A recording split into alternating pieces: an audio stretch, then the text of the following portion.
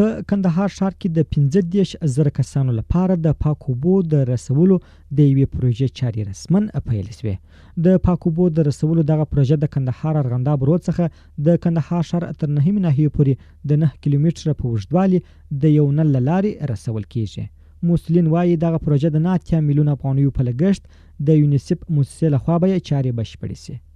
اوبه چې حیاتي ماده ده وروستیو کې د هیواد په ګڼو سیمو کې خلک د اوبو د کمښت سره مخامخ دي او هم د څښلو لپاره پاکو اوبو ته لاسرسی کم شوی. کندهار ښار کې دا مهال 8,000 کورنۍ یوازې د څښلو لپاره پاکو اوبو ته لاسرسی لري.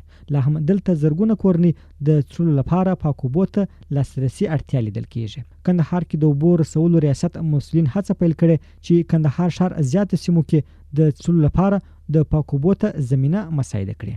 کندهار کې د یونیسف ادارې لخوا دا ځل د کندهار په ارغنداب ولسوالۍ کې د 1,450 متره مکعب په اندازه د اوبو ذخیره جوړیږي ترڅو د کندهار ښار 9 ناحیې خلکو ته د یو غځېدلي نل له لارې د څښلو اوبو ته یو معیاري ډول پروژه پلي کړې.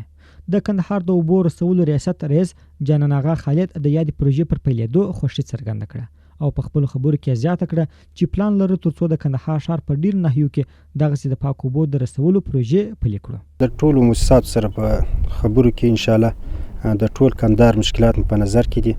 هر ساحه چې اوبه نه لري هغه یا اوس سروې شوې ده یا ډیزاین یې شوی دی یا کار په شروع دی. انشاءالله چې په راتلونکي کې به راتلونکي دوبي ته به موږ 90% د کندهار مشکل ورحل کړو.